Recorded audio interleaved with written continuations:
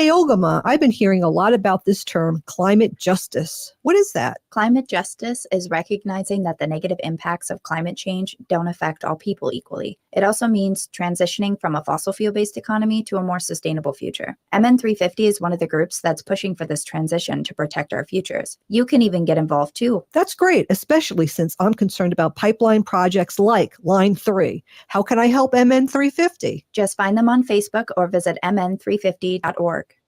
Hey, Cudahy to all my friends and relatives in four directions. This is Robert Pilot of Native Roots Radio presents I'm Awake. I'm here to ask you for your support. Finding honest Native-centered news is not easy. But with your support, we're able to provide accurate information about Standing Rock, Line 3, treaty violations, and COVID-19 in our Native communities. Please visit Native Roots Radio Network on Patreon and donate if you can. That's Native Roots Radio Network on Patreon. Pinigigi, and thank you for your support.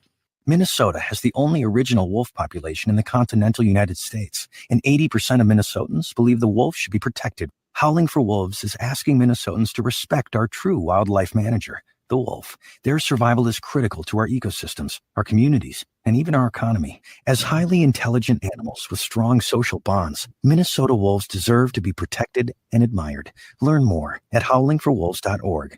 Let's live and let howl. Minnesotans age 65 plus might qualify for Health Partners Minnesota Senior Health Options. The plan includes personal support, coverage for medical, prescription drugs, and dental, plus over 30 extra benefits. Eligibility information is available at healthpartners.com/oneplan. Health Partners is a health plan that contracts with both Medicare and the Minnesota Medical Assistance Medicaid program to provide benefits of both programs to enrollees. Enrollment in Health Partners depends on contract renewal. We are your relatives. We are your relations. Brothers, sisters, sons, daughters. And some of us are your grandchildren. We are your community. Historically, we held places of honor and respect. Because of the impact of colonization, some of us are rejected, thrown out from family, friends, and community, set up as targets for sexual violence, sex trafficked, humiliated, tortured, and murdered. Everybody has the right to be safe. We are your relatives. Remember, homophobia is not traditional. Sponsored by the Minnesota Indian Women's Sexual Assault Coalition. With your AM 950 weather, I'm Brett Johnson. Look for clear skies tonight with a low around 65, Tuesday sunny with a high near 87, and Wednesday sunny with a high near 66. Cafe Latte is a hotspot for American eats and house-made desserts in a cafeteria-style setup plus a pizza and wine bar. Cafe Latte believes ingredients matter, so that's why they never use artificial flavors, colors, or preservatives. Dine in at the restaurant off Victoria and Grand in St. Paul or place a takeout order at cafelatte.com. Portions of Native Roots Radio may be pre-recorded. It's a good day to be indigenous. Get up, stand up. They are going to become more brutal. Couldn't cut, hit me cut again. Because all the hippies were trying to be Indians anyway. They're going to become more repressive because it's a matter of dollars and their illusionary concepts of power. Hey, Victor. We must live in balance with the earth. And also with recent happenings at Wounded Knee. I am awake. Welcome to Native Roots Radio presents I'm Awake, and I'm your host, Wakanja Hade. Hey, Cudahy to all my friends and relatives. You are listening to Native Roots Radio presents I'm Awake, and I'm your host, Robert Pilot. We discuss local and national Native news and events. And as you know, Ogama, Native issues are human issues, and human issues are Native issues. Absolutely. And this portion of the show is brought to you by MN350, a grassroots organization fighting for climate justice. Hey, we got a special show here today. We usually have Dr. Stately on, and he'll be on a little later. And we're talking some medical issues here and medical things all around Turtle Island. We have Heather Keeler with Two Feathers. And Heather, welcome. And you have a guest with you, and I'm really excited to hear this information and also talking about serious things in Indian country. Welcome, Heather. Hi, Robert. Thanks for having me. I always love coming in all the capacities. And you're right. We're here to talk about things that impact Indian country, Turtle Island, generations before us, and it will continue to impact generations after us. And so we're really here to talk about an opportunity that Two Feathers has as we partner with Sanford in an effort to really engage Indian country around the importance of screening for breast cancer. We know that in Indian country, breast cancer is the second leading cause of death for Indigenous women. And I know that we talk a lot about murdered and missing Indigenous women and the fact that we have to really protect our women in all capacities.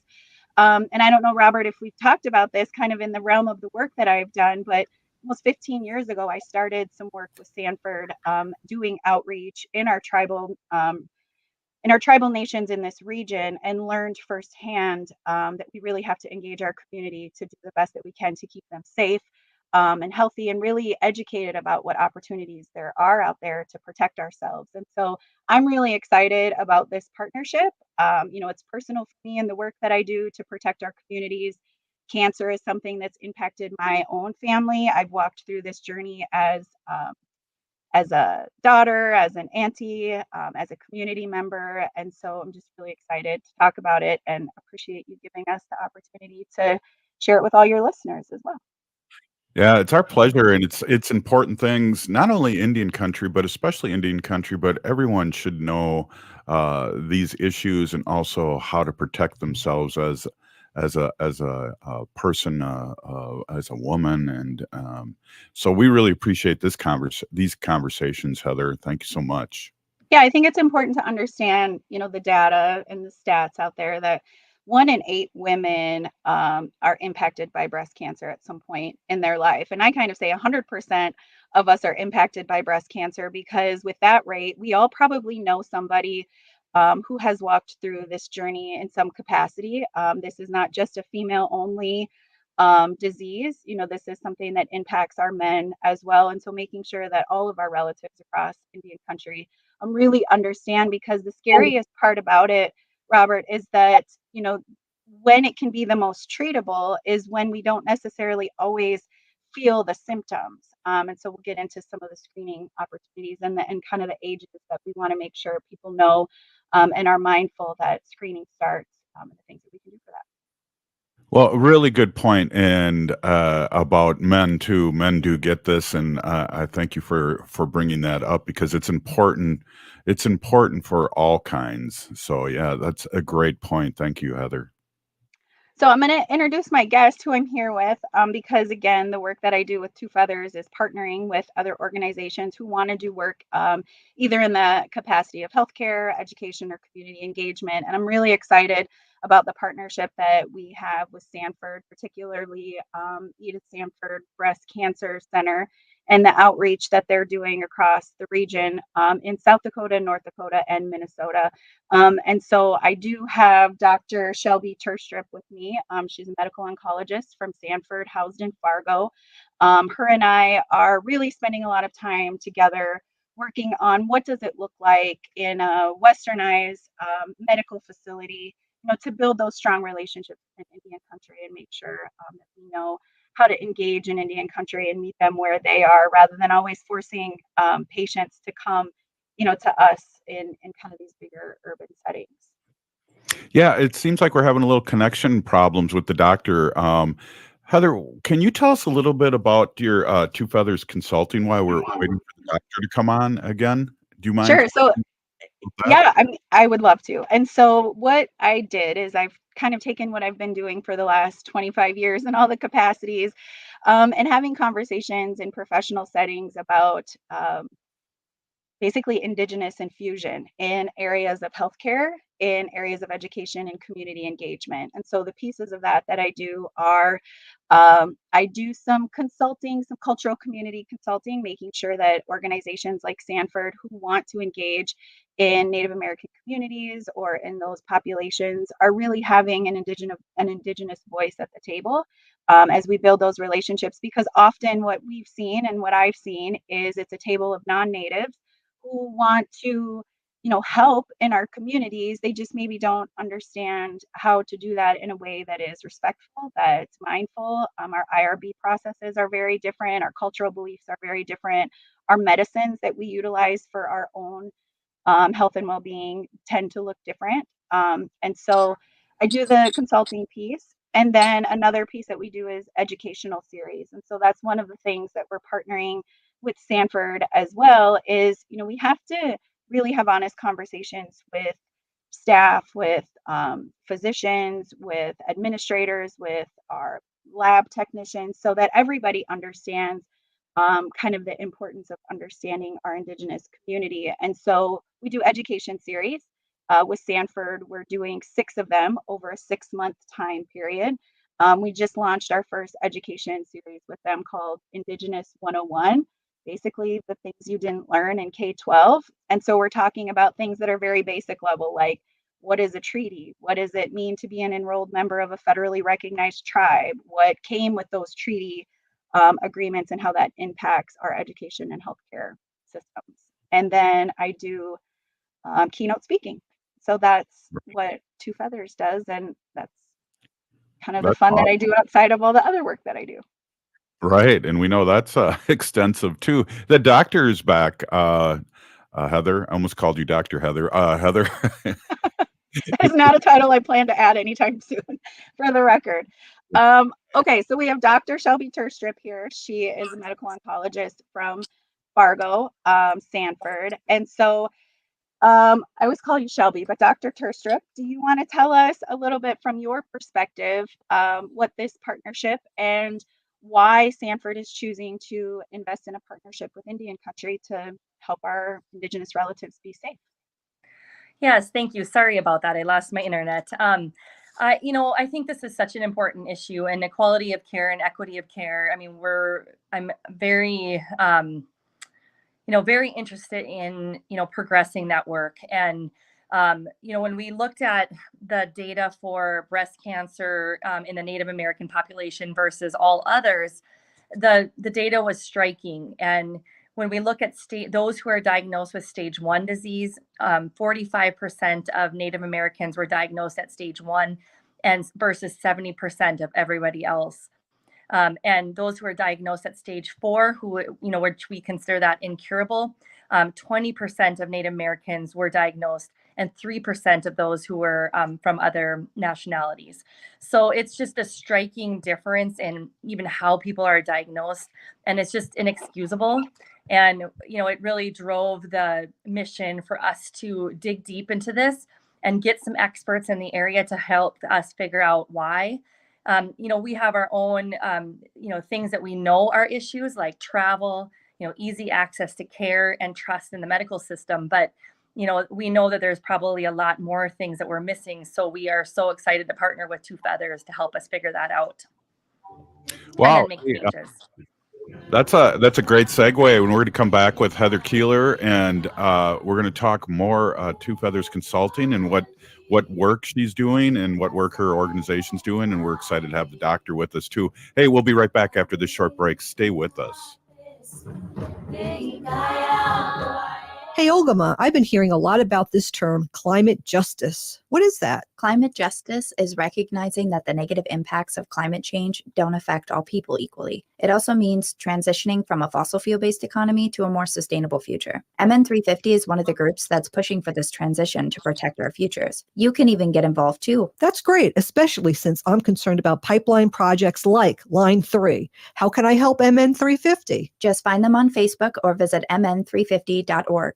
Minnesotans age 65 plus might qualify for Health Partners Minnesota Senior Health Options. The plan includes personal support, coverage for medical, prescription drugs, and dental, plus over 30 extra benefits. Eligibility information is available at healthpartners.com/oneplan. Health Partners is a health plan that contracts with both Medicare and the Minnesota Medical Assistance Medicaid program to provide benefits of both programs to enrollees. Enrollment in Health Partners depends on contract renewal. I heard sex trafficking happens a lot in Indian country. What is that? Here are some of the real reasons why sex trafficking happens in Indian country. Unequal gender roles that were forced on us by colonization. Communities don't have enough resources. Silence around domestic and sexual violence. Lack of attention and justice for missing and murdered Indigenous people. There's a lot of behavior that keeps our communities out of balance. These are just a few true reasons why Native communities are targeted by traffickers. When these acts of violence happen in our communities, it opens us all up for exploitation. Sponsored by the Minnesota Indian Women's Sexual Assault Coalition. COVID levels may be falling, but the virus is still around. Stay healthy and up to date on your COVID vaccinations and boosters. Right now, everyone 6 months and older is eligible to get a vaccination, while everyone 5 and up is eligible for their booster shot.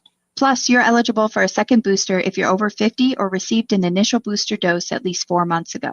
Find a vaccination site by calling 651-304-9986 or visit vaccineconnector.mn.gov. This message brought to you by the Native American Community Clinic. You're listening to Native Roots Radio. This is Spirit from Reservation Dogs. Get up and listen.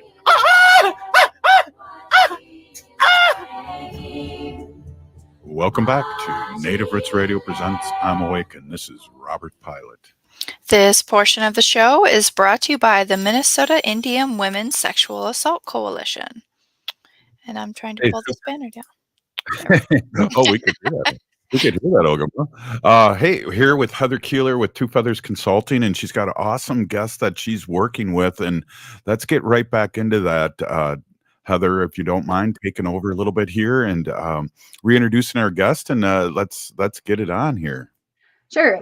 Thanks, Robert. We have Dr. Shelby Turstrip with us from Edith Sanford Cancer Center based out of Fargo, working on some projects that we're working on. But I want to go back to one of the statements and kind of some of the data points, because I think it's always interesting that right before we went to break, we were talking about where in diagnosis we see our Native American patients kind of come in to the spectrum of care. And we know that our non-Native patients come in at higher rates at that stage 1, which is when screening really has taken place. And it's a big part of just culture in community.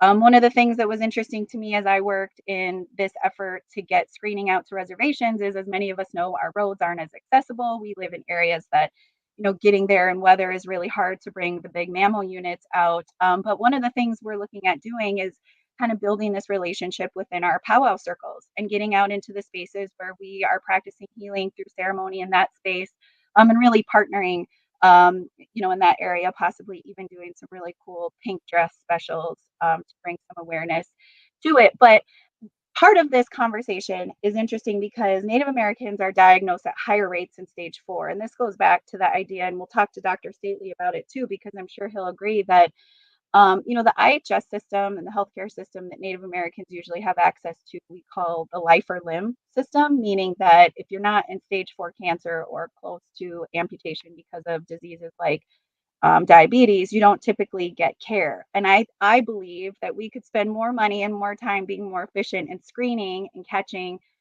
these areas earlier on where they actually have higher rates of success. But Shelby or Dr. Turstrip, what is kind of your thoughts on that? It's interesting that like that data point, as you say that, is like connected to these underserved healthcare populations. But what are your thoughts on that?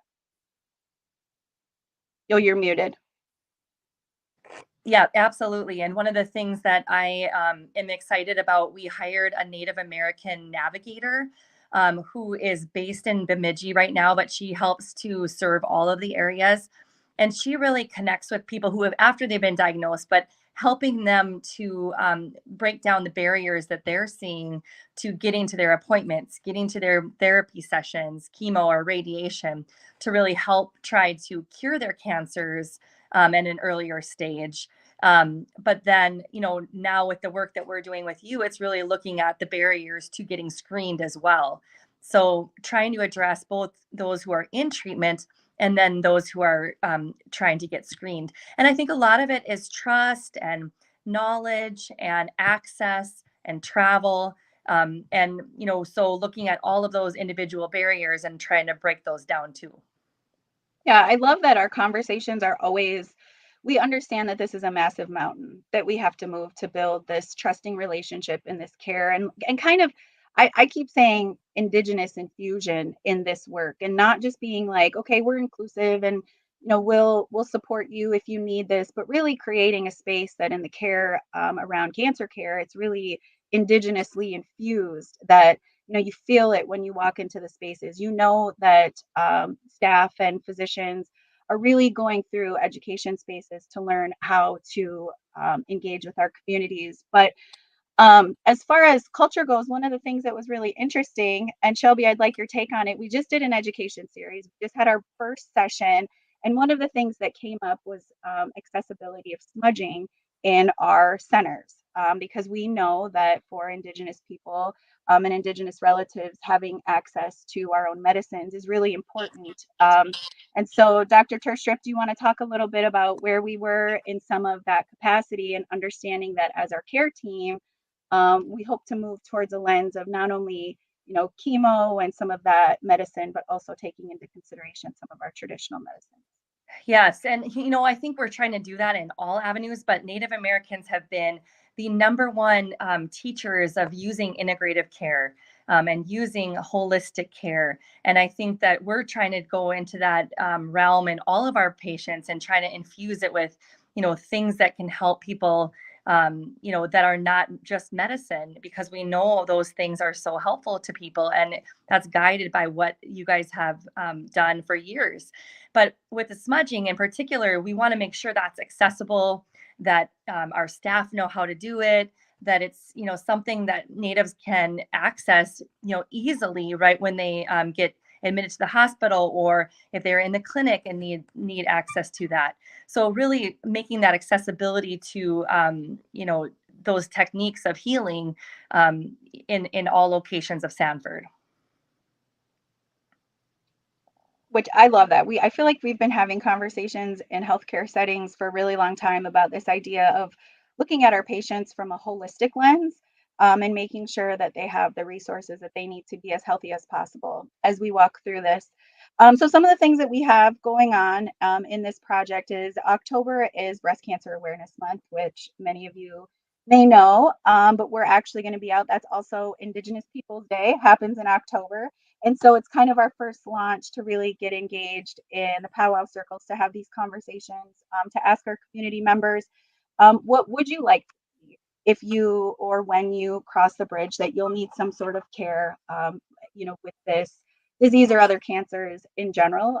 How far are you from, areas that provide supports, and what are things that are really important for you to share in care in general? One of the things that we talked about is no-show rates, and not knowing and understanding maybe when people are in ceremony or different things like that, that cancer scheduling can be pretty rigid sometimes. So just learning and understanding what those cycles look like in our communities as well, so that we're sticking to cycles that are really important and understanding of the community and the culture. But Dr. Terstrup, do you want to tell us a little bit about the locations that we're reaching out to, and the centers that are a part of this?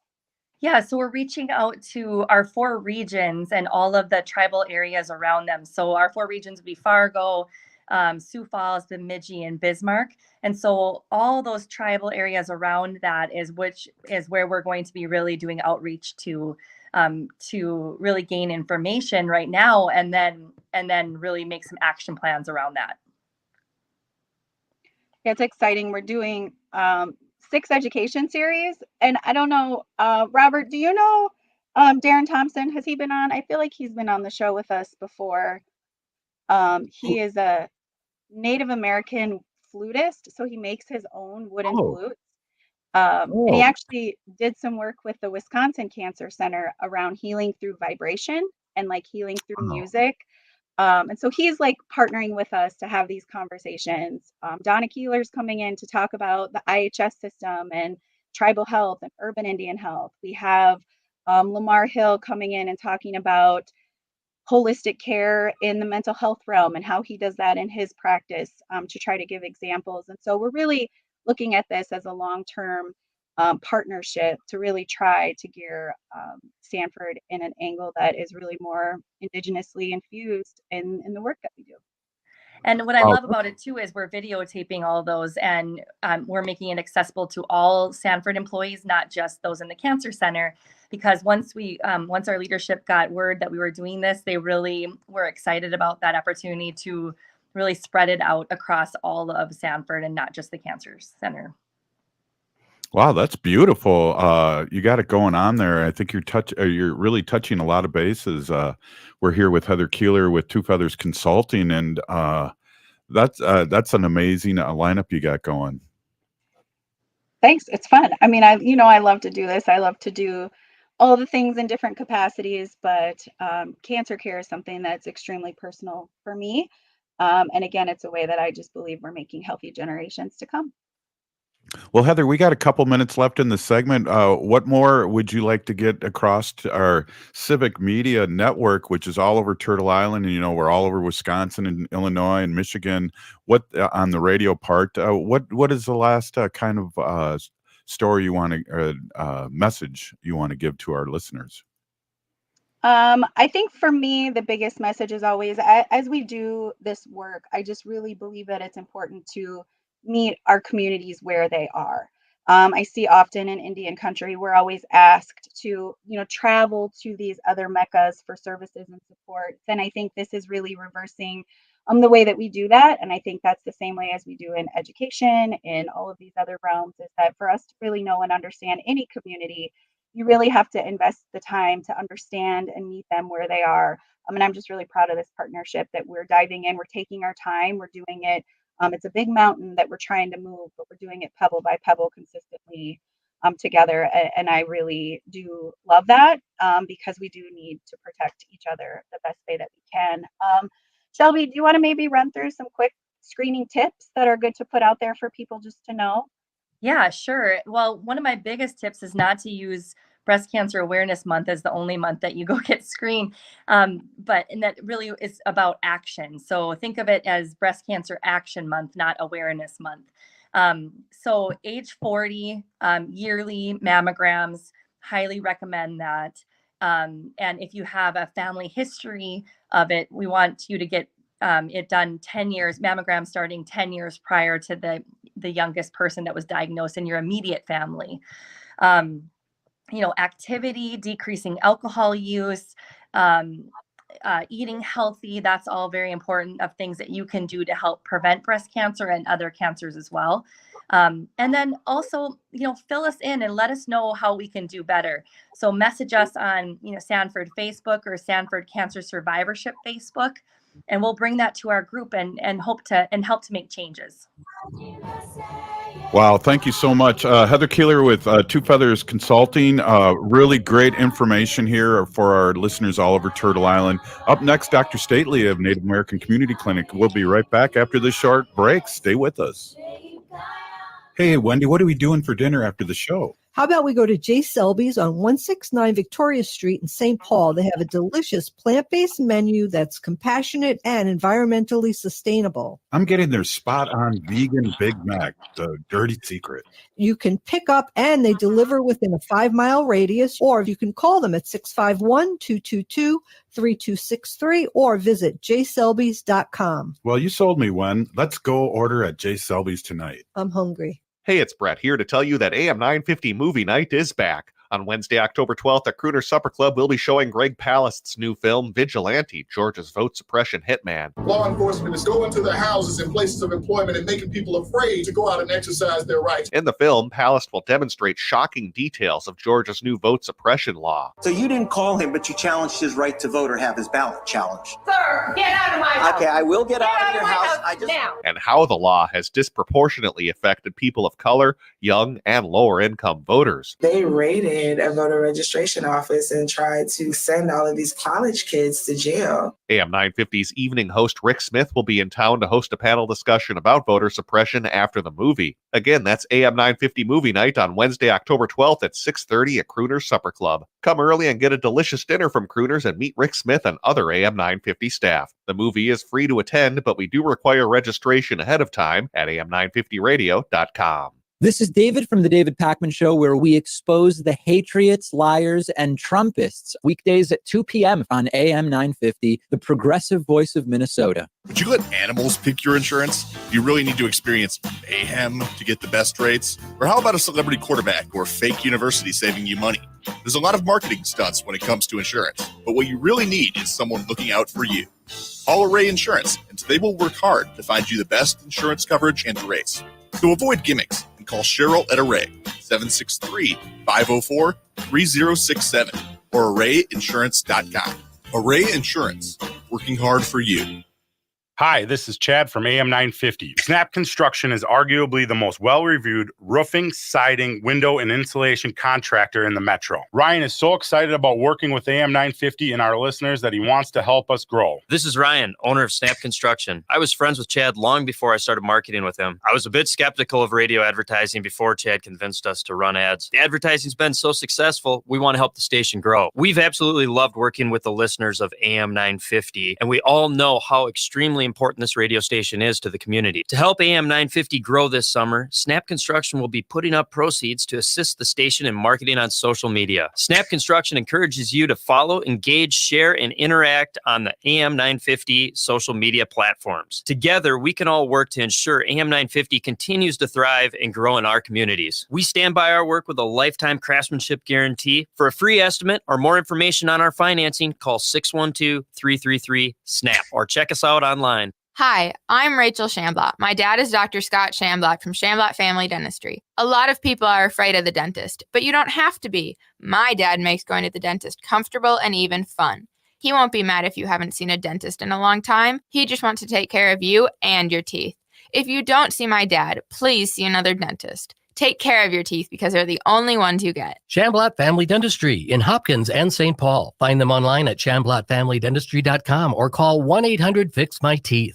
With your AM 950 weather, I'm Brett Johnson. Look for clear skies tonight with a low around 65, Tuesday sunny with a high near 87, and Wednesday sunny with a high near 66. Cafe Latte is a hot spot for American eats and house-made desserts in a cafeteria-style setup plus a pizza and wine bar. Cafe Latte believes ingredients matter, so that's why they never use artificial flavors, colors, or preservatives. Dine in at the restaurant off Victoria and Grand in St. Paul or place a takeout order at cafelatte.com.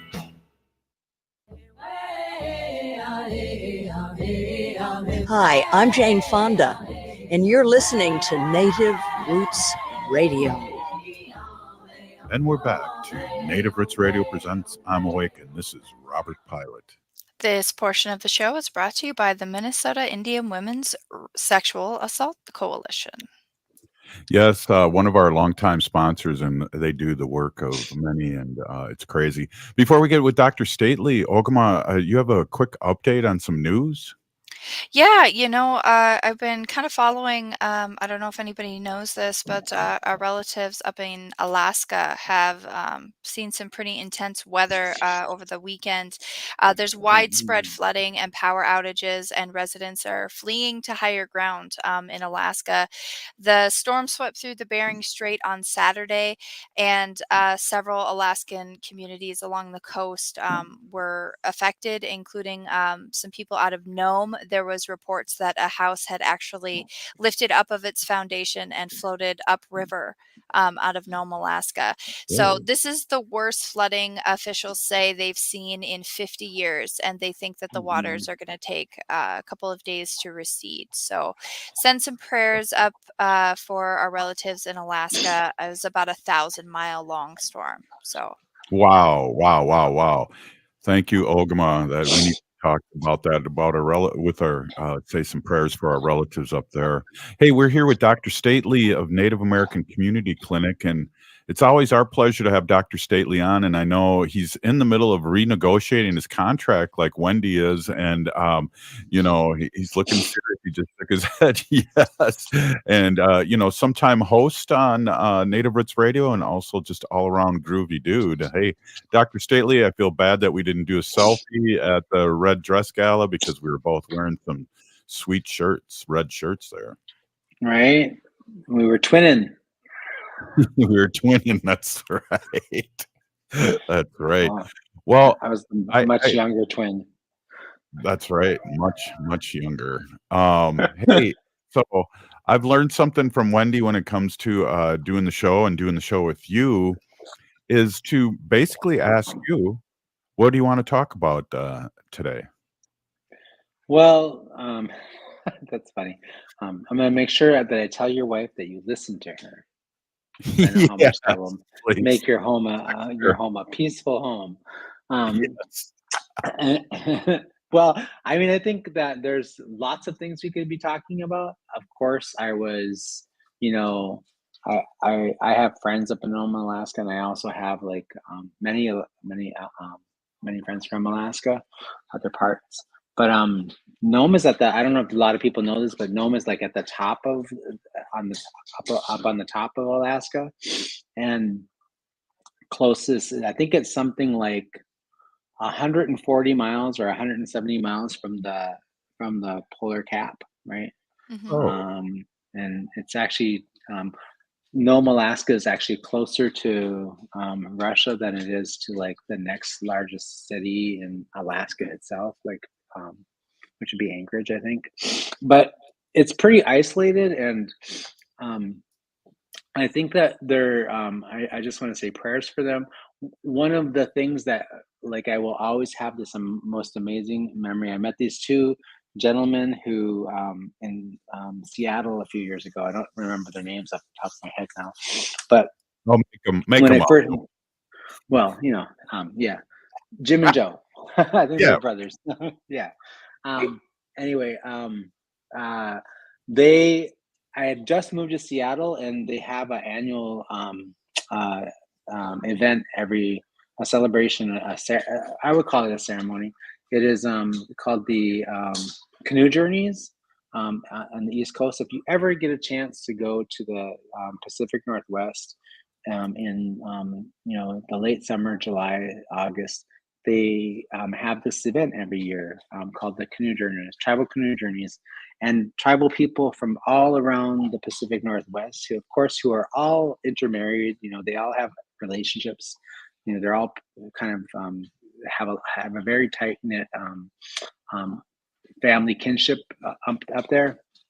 One of the things that they do is they all, one tribe, one nation sort of kind of sponsors the tribal canoe event, and everybody goes to that tribe and they paddle their canoes to that tribe, and the host tribe, they have this whole song and response sort of thing that they do, where the host tribe will call out to the people on the water. The people on the water will sing something back. And it's this really amazing, beautiful thing where you see people from all over these different nations bringing their canoes to that place. And it's a tradition that's been happening since time immemorial, right? And then some folks in about 30, 40 years ago in Seattle brought that practice back, right? At the impact of colonization. So one of the things that stood out for me was when my very first time being there. I just gotten my job at the University of Washington. In fact, I still lived in Los Angeles when I went there to sort of get settled and look for a place to live and such. I went to the tribal canoe journey, and these two Alaska Native men, brothers, had kayaked in their kayaks all the way from Nome, Alaska, down around Alaska, through the Bering Strait, all the way down through those chain of islands, through the San Juan Islands, and all the way to Muckleshoot.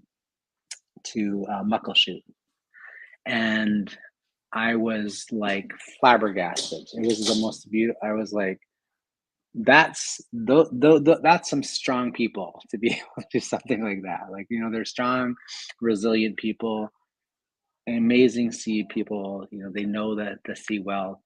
So their relationship with the water is like they were born in the water and they're part of the water. So to be seeing this event happen up there is really tragic.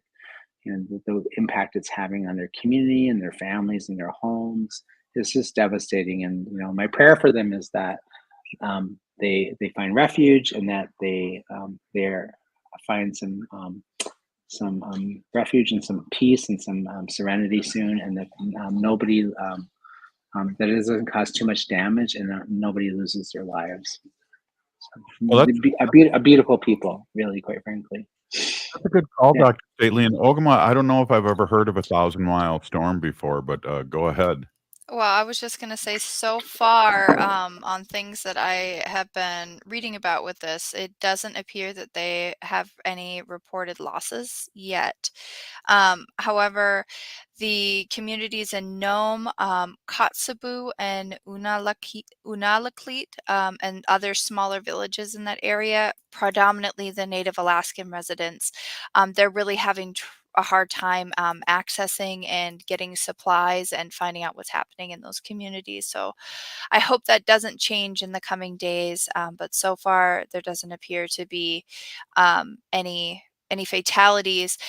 They estimate there about 21,000 people that live along the 1,000-mile stretch of the coastline, and basically the entire coastline was rocked Wow. by this typhoon and this flooding. So Oh, my goodness. it's pretty rough.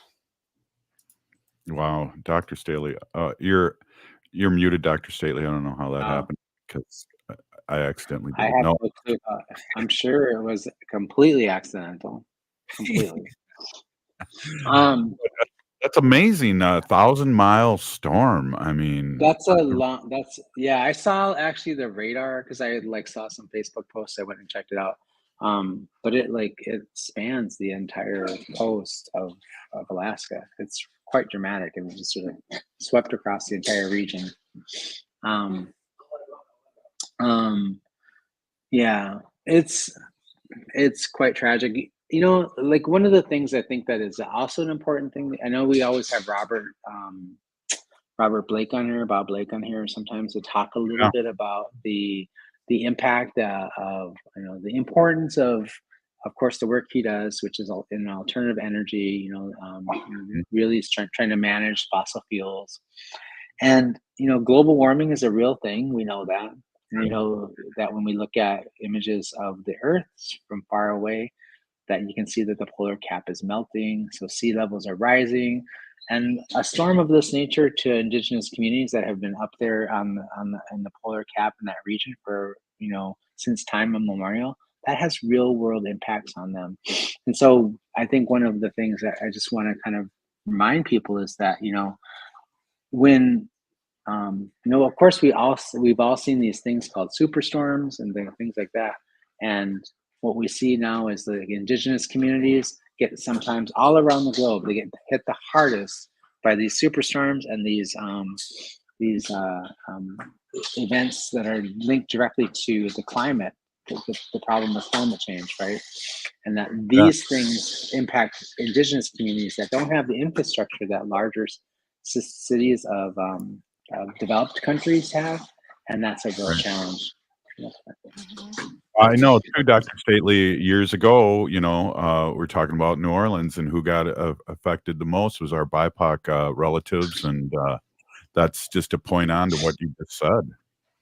That's a really good point. And like here we are, like 20 some years after Katrina, and we're still, many of those communities are still recovering. They are like so challenged by those things. Many of those people that were born and raised and perhaps lived generationally in New Orleans and had deep ties to that land and that area, they got relocated and they don't even live in that area anymore, right? And think about how devastating and life-changing that is to a people. We know that really well as indigenous people. We know what it feels like and the impact it has on you culturally and in the rest of your life to be forcibly removed from your land, either by devastating events like storms, as well as other systems of relocation.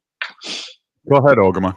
I was just reading an article, and there have been 9 weather and climate related disasters in the US just this year in 2022 alone, and they're expecting losses exceeding $1 billion just here in the US. And that's not even on a global scale. There's even worse happening on a global scale right now. Wow. Yeah, it's just devastating. Hey, Dr. Stately, can you stay on another segment and howl with us? Awesome. Hey, you're listening to Native Roots Radio Presents I'm Awake, and here with Dr. Stately. We'll be right back after this short break. Bless you. I just saw you sneeze, Ogama. No, it wasn't. Okay. Hey, we'll be right back. See you soon.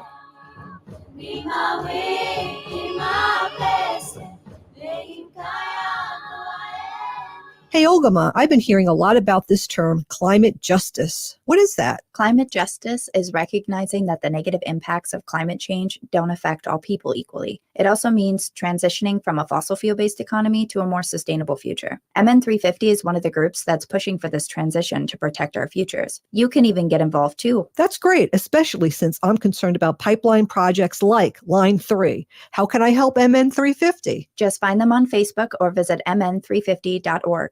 Ramsey County's Transforming Systems Together initiative is rethinking how the county delivers services and invests in the community, including through grants. Grants are available to support individuals and organizations providing prevention services and serving vulnerable youth involved in child protection and foster care. To learn more and see if you or your organization qualifies, visit ramseycounty.us/TST grants. Applications are due by September 30th. Minnesota has the only original wolf population in the continental United States, and 80% of Minnesotans believe the wolf should be protected. Howling for Wolves is asking Minnesotans to respect our true wildlife manager, the wolf. Their survival is critical to our ecosystems, our communities, and even our economy. As highly intelligent animals with strong social bonds, Minnesota wolves deserve to be protected and admired. Learn more at howlingforwolves.org. Let's live and let howl. Don't fall for vaccine misinformation. Local medical professionals are available to answer any of your questions. Initial shots and boosters are safe for people who are pregnant and even young children. Right now, vaccines are available for anyone over 6 months of age, while boosters are available for anyone over the age of 5. This message brought to you by the Native American Community Clinic. Find a vaccination site by calling 651-304-9986 or visit vaccineconnector.mn.gov. This is Winona LaDuke of Honor the Earth, and you're listening to Native Roots Radio. I'm Awake. Welcome back to Native Roots Radio presents I'm Awake, and this is Robert Pilot. This portion of the show is brought to you by Howling for Wolves, protecting wolves for future generations. I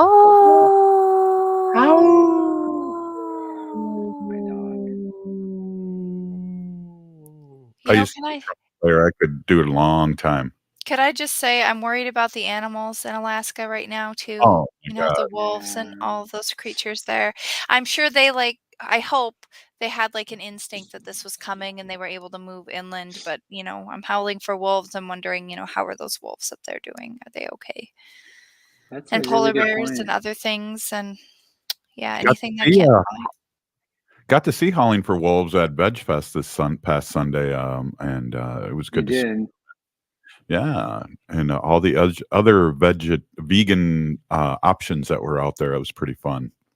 Is that what a Veg Fest is? Is it a vegan? I'll take you next year. I'll show you around. I'll hold your hand and take you to all the little kiosks out there. Then Okay. Like, make sure you give me lots of notice so I can make sure I hide some turkey jerky or something like that in my pockets. It's just like I went to a really famous Native American restaurant here, and I always have to have like a peanut butter and jelly sandwich before I go because they give you the proper portions. They're not very big, So I got it. I'm a big. Nice. You sound like me. I'm like, we have to eat before we go eat if we're going somewhere fancy because I like to eat when I go out to eat. Yeah. That's crazy. That's like the last place I went and did that, I kind of made myself a little embarrassed myself a little bit because I started eating like things that other people were leaving on the table. Yeah. I've done that. I got to tell you a story. I did that in high school, Dr. Stately, and I got stabbed with a fork in my hand. I still have the scar. Oh wow. Yeah, I like to dip people's gravy in the sandwich, but that's a different show. That's a whole different story. We're high class here. Yeah, we're it's all a matter of location, I suppose. I don't know. Right. Well, I think the last time we ate, yeah. Good. Didn't we eat at the casino? You and I. We ate at the Little Six Casino after that event and at the Hochikadati. Yeah, I didn't have we did. my ID, and that was good. No, you did not. You did not have your travel ID, and you also did not eat vegan that night. So easy. That's right. Well, you had a salad. That was a good salad you had. Yeah, definitely. Yeah. Well, that is actually one of my favorite places to eat. So I haven't been there since the last time I was there with you. I think probably for dinner. So go back, but Well, one of the things I was gonna say about yeah, this event that we were just talking about is I don't think people think a lot about like the impact that like a storm of this nature and then the devastation and the disaster that it causes to communities. They don't think a lot about the impact it has on their health and their well-being. You know, people have all kinds of mental health conditions and post-traumatic stress disorder and those kinds of things that happen as a result of this level of devastation, um, and the loss related to it, from personal property and all these other things, so like the loss of animals, pets, loss of loved ones, loss of a home, those kinds of things, and all the belongings in it. I was thinking about the family that had the house just kind of like float downriver, how devastating that would be. And so, we'll kind of pay draw attention to that and help people to know that it is a pretty serious issue, that is having real world impact on people, real life impacts on people on a daily basis, and probably will for quite some time, right? And people in Alaska, not a lot of people know this, and it's not true of everyone, of course. But one of the things we do know is that Indigenous communities have much higher rates of mental health disorders sometimes, that are not necessarily meaning they have more mental illness. They have more severity. Like they oftentimes don't get the things that they need, the resources that they need to sort of resolve the mental health issues for a period of time. And so the longer it takes to get assistance and support, those conditions can last longer. In lots of Indigenous communities, we have much higher rates of suicidality than the rest of the nation. And that's due to some of the things we're just talking about, which is like, the enduring loss and the trauma that happens in communities, and then the lack of available resources to support people. And in Alaska, sometimes in certain communities in Alaska, the rates of suicidality are much higher, even sometimes up to 15 times to 17 times higher than the rest of the nation. So an event of this nature can be devastating to a community. And so just encourage you all to say prayers, look and see if there's any GoFundMes that are supporting communities to support infrastructure, and do everything that we can to support them. At least prayer. Prayer costs nothing, nothing but a few moments of your time. So, yeah. You're talking long-lasting trauma and also pre-trauma. And Ogama, you had something to say. I'm sorry. Yeah, the other thing to consider here too is that the locals there, I mean, they need to hunt and fish, a lot of them, to survive. mhm, And now this is going to affect their ability to put that food and to store food for mhm, the winter mhm. months. And the winter there is incredibly harsh. So this is going to be a long reaching recovery time and issue up there too. And the other thing I wanted to say is that this is actually um, the storm actually moved south over the weekend, and Mm, it brought rain into Northern California and helped to put out or at least contain what's been called the mosquito fire in the Sierra Nevada mountains. Yeah. But because of that, now they're worried about the mud that's there and whether or not the trees that were damaged by the fire can stay. So now they're looking at mudslides happening, down in Northern California after this storm. So we need to mm, consider, these far reaching effects of climate change.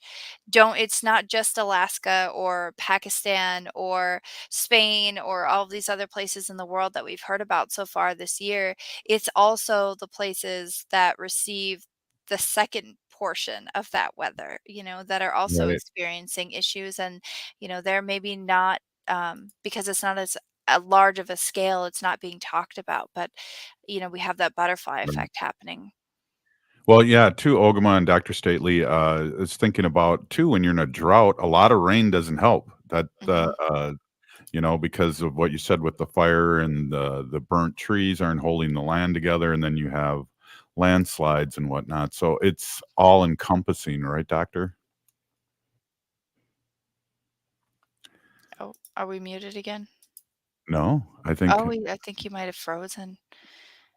Oh, the internet is not our friend today. You know, happened in the first segment, and now it has Dr. Right. Staley. But Hey, all I you have to know, say is things are going good here with the internet. yeah, you know, and Boy. when I seen Alaska's issues, I've been thinking about Pakistan and all the people that have been displaced in Pakistan. Robert, have you heard about the flooding there? Heck yes, I watch the news. It's very sad, and is it the yellow Volkswagen syndrome? I don't think so. I think there's more global happenings with weather than we've ever experienced, and we're lucky to be in the Midwest, but people like the Colorado River want to take the water out of the Mississippi, and I don't know if you saw this, Ogama, but we have a pretty famous park here in Minneapolis that's called Minnehaha Falls are dry. Oh, yeah, Hmm. and that's crazy. I don't know if I've ever seen the Minnehaha Falls with no water coming down there, and I know I walk down by the river every day, and the dam's not the old Ford dam is not having water come over too. So how can they even? I mean, don't live where there's no water. I guess I don't know. Geez.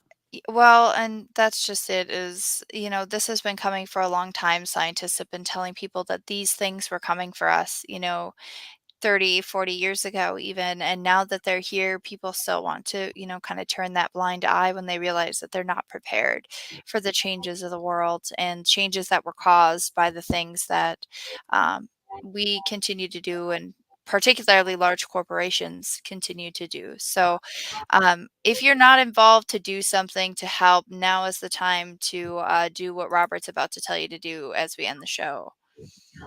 The show is over. We'll be back tomorrow with Rock the Vote Native Style. Turn to Auto Technical with your vehicle donation. We have